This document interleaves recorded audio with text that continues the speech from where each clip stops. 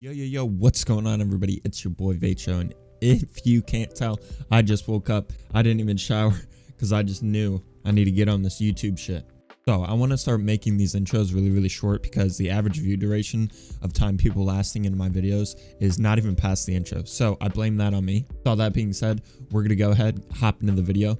This is answering questions from a kind of like a help me Reddit thread. I can't really remember the name of it right now, but we're gonna go through. I'm gonna answer these questions. I'm not gonna answer all of them. I'm gonna pick like 10 15 because I don't want another 40-minute video like the old Reddit was.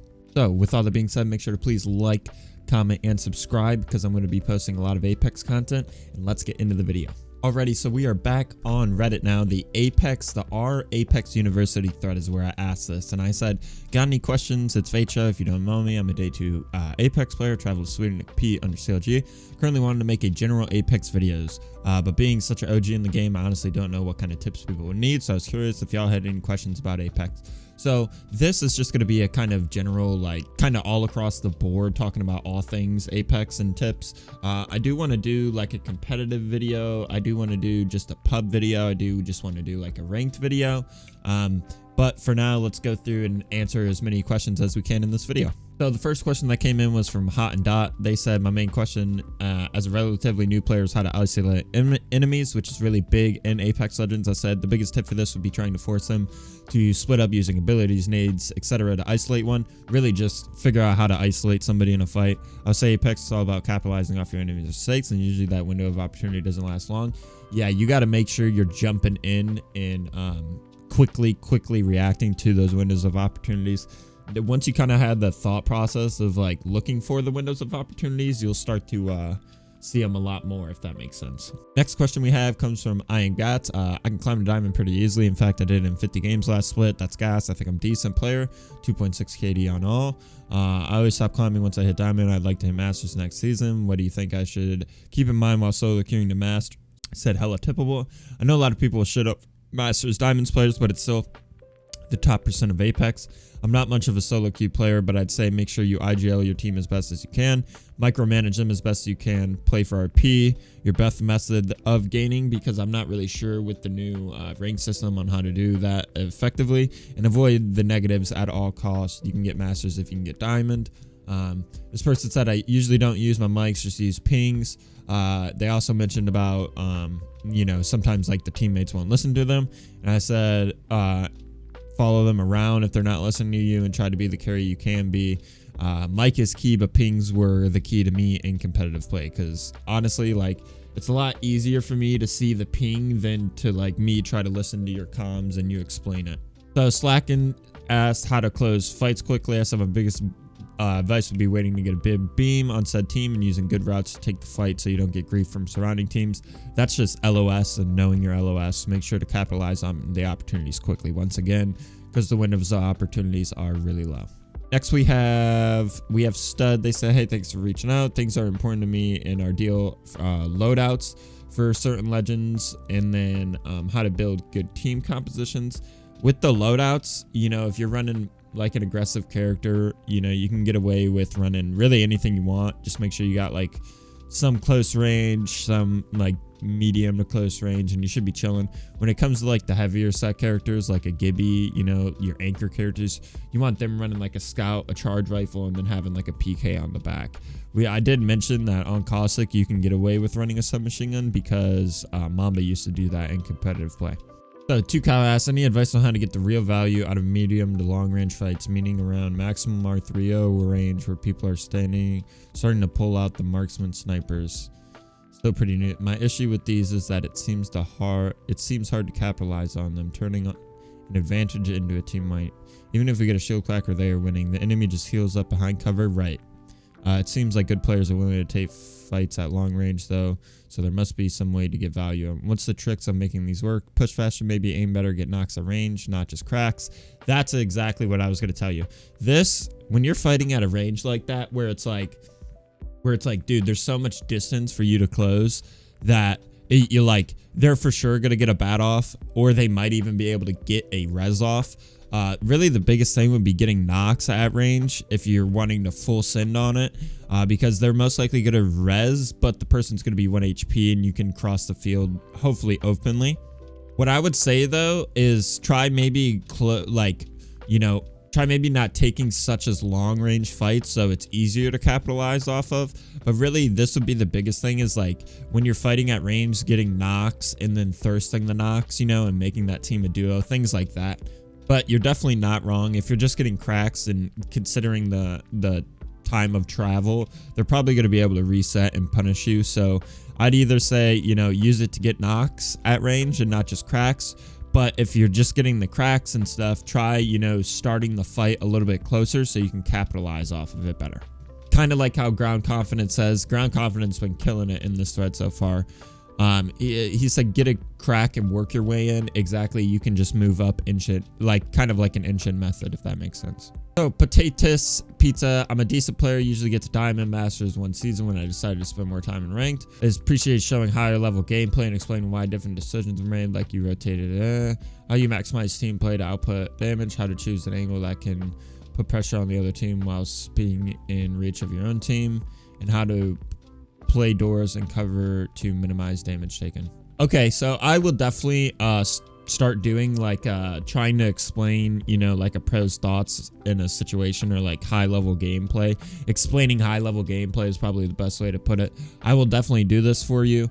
Like I said here, paying attention to all the little big things that you mentioned while watching like top pro players, and really trying to like put yourself into their brain, if that makes sense, and their decision making. All that can help you drastically in these areas. Chef asks, how come it looks like pro players are moving so much faster? The movement is just insane. I love it. I said it could be the FOV, but slide jumping every 3 seconds to keep momentum going is like the biggest key, and then all the extra shit you can do. And then Ground Confident came in. The largest thing I see is newer players who haven't learned is refusing to holster your weapon and running from cover to cover. The fact that some people still don't put their weapons away, that's like day 2 player shit for me, you know? So I'm super glad that they said this, because of the fact that this is really like the biggest key to moving as fast as you can in Apex. All right, and now we're into the questions that I have not answered, so I'm actually excited to get into these. All right, so now we have Vampiric Aura. I would like to know how to rise your KDR and how your KD has been from the start to now. Like, what is normal progression? What is holding people back? When is someone's KD are abnormally high, etc. I love stats, so any video where a pro/content creator makes an educational video about it is an instant watch. So I could low-key like make another video kind of going in depth with this, kind of hardcore, because there's a lot of things that you could say. I want to say though that the biggest thing is not to pay too much attention to the KDR in Battle Royale, because, you know, unless you're like playing ranked and stuff, in pubs you should be hot dropping and trying to get as many kills. I think I had like a 2 KD when I first started playing, and then it's worked up to like on PC now in pubs I have like a 5 KD. In ranked during my pred grind during the hardest Apex split, that Stormpoint split last season, I had like a 2.5 KD and ended like 133. But honestly, I wouldn't pay too much attention to your KDR. I would more so pay attention maybe, I mean, just in a general you know, assumption, you can tell if you're doing more damage, you can tell if you're getting more kills on average, but there's a lot of, you know, shit that you have to deal with in BR that can affect your KD, where it's really not a skill issue, it's more of a Battle Royale issue. So Soy Venus, I'm no Vatroh and I'd love to see what he has to say as well, but if you know who Chet You Betcha is, #1 Gibby, 18 KD, he says to focus more on surviving than getting the kill. So I would 100% agree. Like, if you really want to rise your KD, it's all about going into the game and not dying, and pretty much like at that point, if you're kind of trying to stat pat your KD, you really kind of want to take the approach of where you're win grinding. And in the win grinding, no matter how many kills you get, whether it's 3 kills, whether it's 5 kills, 7 kills at the end of the game with the win, you're going to have a perfect 4-0 death ratio. So soybeans, thank you for saying this, because I would have left it at that. But really, if you want to do the KD, kind of take this approach that Soy Venus and You Betcha we're talking about. And then Masonic Nut asks, what's the biggest thing that separates good players from great players? Ground confident with a banger again says positioning. And I said he gets it again, as well as decision making / routing. Routing, when I say routing or taking routes, it's just like taking a pass to, you know, your next kind of objective, whether it's a fight, whether it's just a position, that limit the amount of teams that have LOS on you.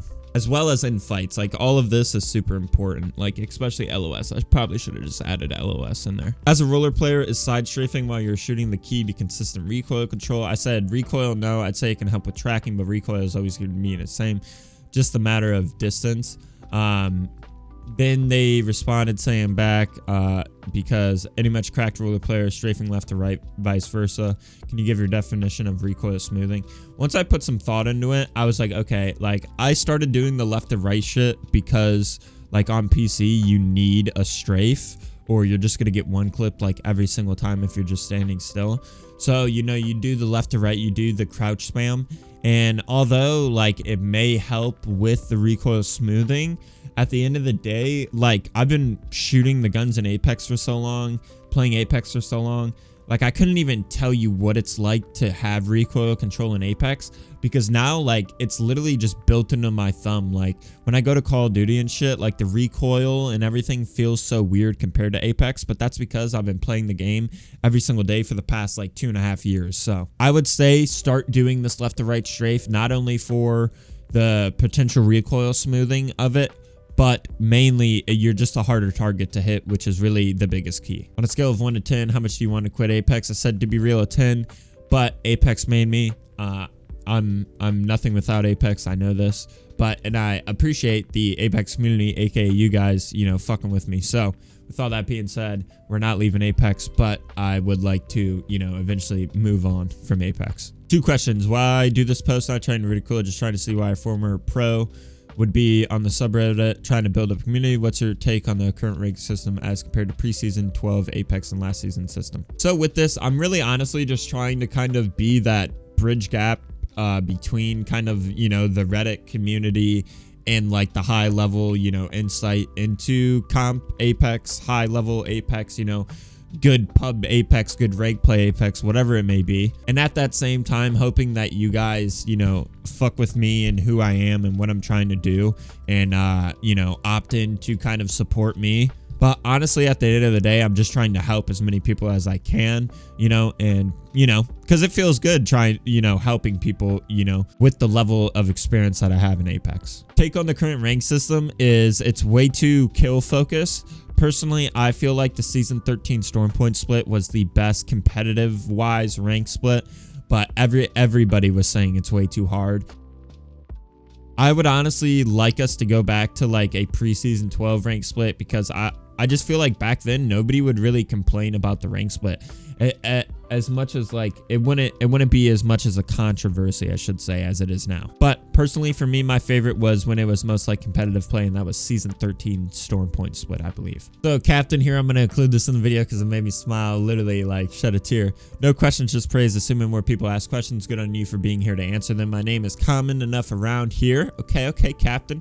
But I play maybe 2 hours a day during weekdays. I make masters and make lots of posts and comments, so I am considered good and knowledgeable. Dude, I'm telling you, for you to do that off 2 hours on the weekdays, bro, that's hella tippable. You as a professional obviously think of the game at an entirely different level. It would be great for the community to see you pop in from time to time to help the community, especially when there's questions that people like me can't answer. I can't help the top 10% of players who need help, but you can.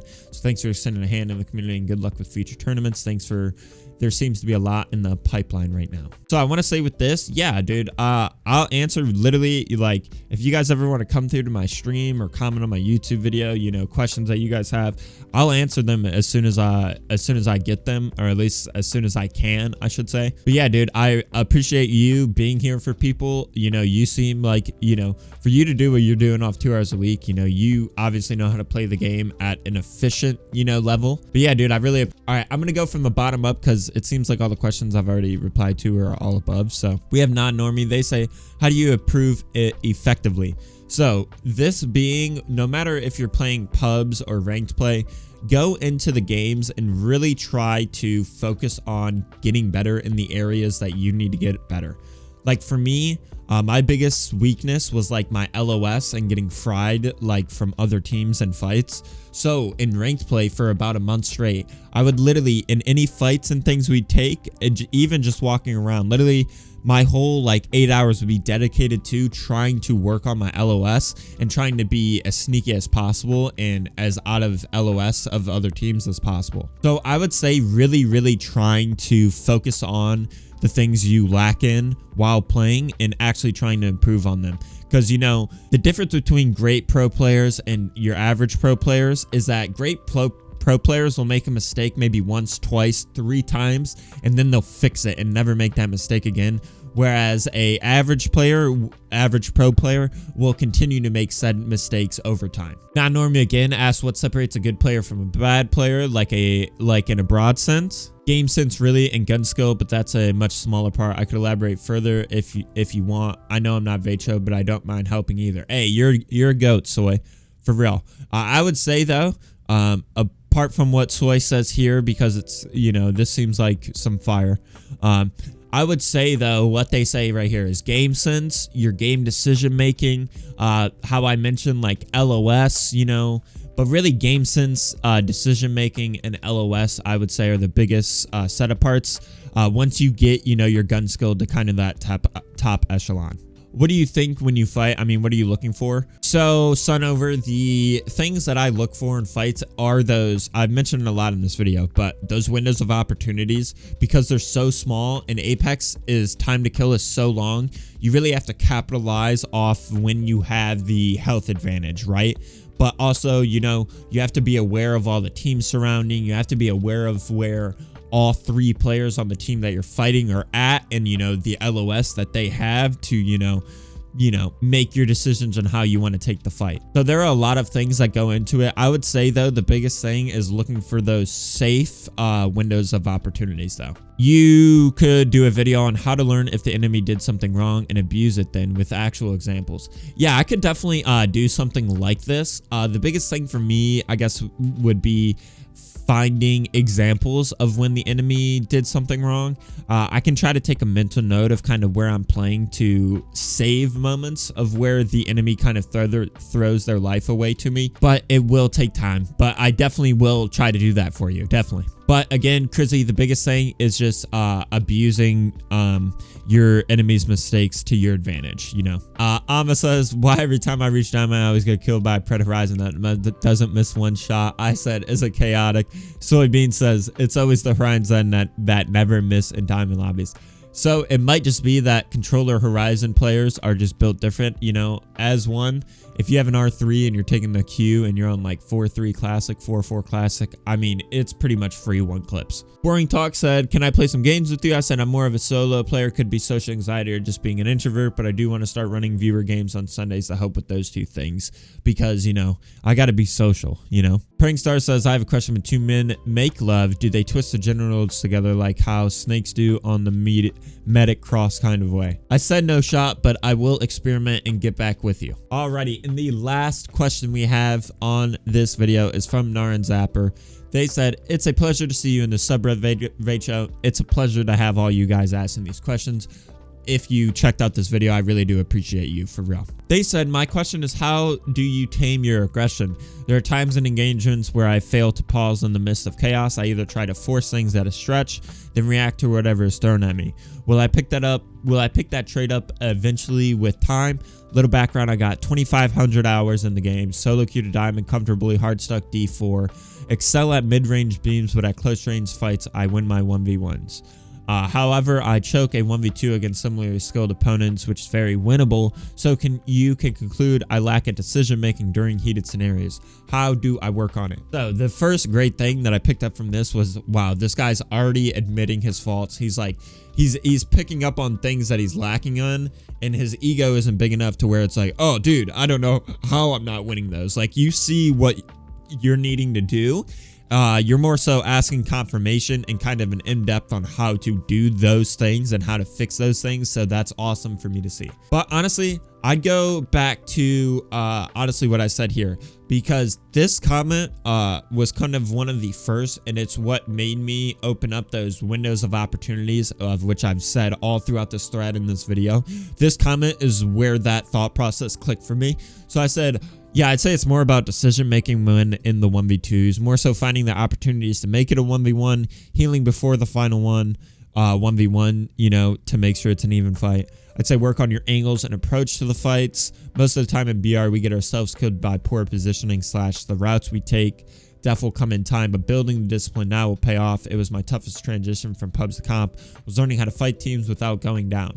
So it was really like my LOS, getting fried kind of for free by teams in fights was the issue. But the biggest thing, you cannot go down in these fights, especially in ranked play, because you're going to get third-partied. The windows of opportunities might help. You say you're really good at medium range beams. Maybe try, you know, making the fights a little bit closer so the time or the area to close isn't as big and you can capitalize off of it. But like I answered the question earlier in the video, try to maybe get those knocks on those long range fights, so then you're coming into basically a 2v3 with somebody 1 HP on the other team. And then I would honestly, you probably get a little, it could be nervous. It could be like, a good way to put it would be like hyper, you know what I'm saying, during those heated, you know, scenarios, which is gonna, you know, affect your gameplay, affect your decision making, all that shit. So you want to stay, you know, as cool as a cucumber, as corny as it might sound, as cool as a cucumber through all of the chaos, always. But yeah, dude, honestly, just keep trying at it, keep working on it, keep, you know, realizing it, but don't beat yourself up on it, because if you're doing these things, it sounds like you're a great teammate. You know, try to get some, you know, teammates who maybe are a little bit worse than you. You know, solo queue can make you great, but solo queue in ranked is tough. So with all that being said, dude, just keep working on it, and I'm hella proud of you for admitting these things. And then they said, thanks, Rachel. Also, can I suggest something? I hope I could help you out with content ideas. Yo, hell yeah. Literally, Zyper, this goes for you, anybody. Dude, if you guys have a piece of content you want me to make, and even you, just you, would watch it, say it gets 1 viewer, I'll make that video. Because, like, seriously, I want to make as much Apex content, but really, I want to make as much Apex content as you guys would like to see. I'd like to see some analysis of video clips and breakdowns, the windows of opportunity thrown at the time, how a pro approaches the window, and if you miss the window, what are your options, etc. Also, analyzing pro teams and tournaments that come 3rd and 4th in a specific game. What choice of decision could have gotten them better placements? I'm sure everyone would love breakdown videos in general, especially that of comp Apex. So I can definitely do breaking down competitive Apex, you know, scenarios like you said right there, or even just whole ass, like, you know, tournaments of like 1st place, 2nd place. But I do like, you know, how these teams could have won these games, etc. So with the windows of opportunity, I definitely can. I could probably find, you know, some of my old, like my own gameplay to show this, because it applies to all regions, pubs, ranked, competitive play. It's just kind of like how the approach of Apex kind of has to be with the time to kill being so high. And if you miss the window, what are your options? Usually just resetting, or, you know, kind of balls to the walls committing to the action, because sometimes, you know, once you're committed, it's too late to turn around, if that makes sense. But I can definitely do videos on these things, so I appreciate you, Zapper. Thank you very much, and thank you all of you guys for all the questions. I hope I answered your questions as well as I could, and I hope that, you know, you got a good alrighty. With all that being said, thank you so much for watching this video. If you did enjoy the video, please make sure to leave a like, comment, and subscribe. I'm going to be making a lot of Apex content. If you have any video ideas or questions, make sure to comment them. I'm sure you guys, if you guys already don't know, have picked up on the vibe, dude. I am here for you. You guys are not here for me, although you may be. I am here for you. That is why I'm here. That's why I'm streaming every day for the next year. Please, please, please come check out the Twitch. I love talking to you guys. Literally, it's the only reason why I play Apex. So please come to the stream sometime. Come catch a vibe. With all that being said, it's your boy Vatroh. Hope you had a great day. Comment below how you are doing as a person. Don't give a fuck about how you're doing in-game. Hope you're happy. Hope you're succeeding. Hope you're doing well. If you're not, tomorrow is always a new day. Keep the faith. Love you guys very much. Have a blessed day. It's been great. It's your boy Vatroh, and peace.